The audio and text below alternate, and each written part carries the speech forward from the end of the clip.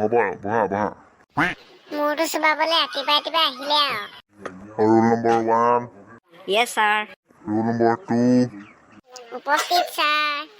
Roll number 3 sir এইটো টোপনিয়ে গ'লগে নেকি? ঐ চেলামণি উঠ ছাৰ দেখি থৈছো। ৰোল নম্বৰ 4 য়েছ ছাৰ। ঐ চেলামণি ছাৰ কওকচোন। ছাৰ আজি ইমান টোপনি ধৰিছে।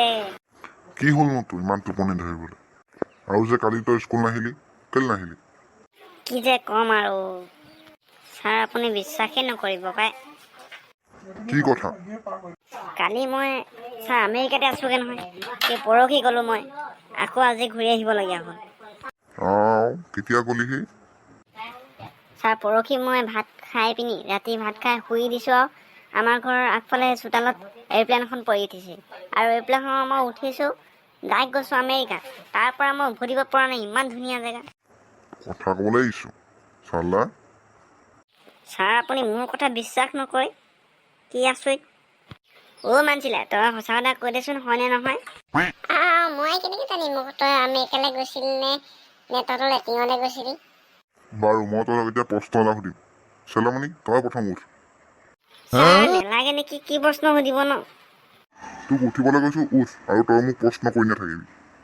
আৰু যিটো প্ৰশ্ন সুধো সেইটো চিধা চিধি উত্তৰ দিবি, নহ'লে কাণৰ তলত এচৰ দিম, সেই চৰতে তোৰ কাণৰ পৰ্দা ফাটি যাব। আজি মৰিলোঁ ঐ। কিবা কৈছ? নাই কোৱা ছাৰ। পৰুৱা কি হয়?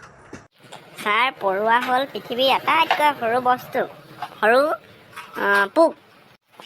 কাৰণ সি ডাঙৰ হ'ব নাপায় আৰু তাৰ পেটু চেটুবোৰ ডাঙৰ হ'বলৈ হয়হে, আৰু মানুহ, ছাগলী, গৰু, কুকুৰ সকলোৱে গছকেইটা পেটু কাঢ়িয়ে পেলায়।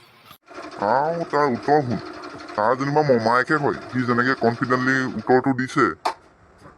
এইটো প্ৰশ্ন শুনাৰ পিছত মোৰ চিন্তাহে হয়, তই ডাঙৰ হৈ যে কি কৰিবি। ছাৰ মই সেইবোৰ একো নাজানো, কিন্তু ডাঙৰ হৈ যে এটা কাম এটা কৰিম আৰু এটা যে হ'ম, সেইটো হ'ল মই ঠিক ভালদৰে জানো। কি হবি ৰে তই? ছাৰ বাপেক।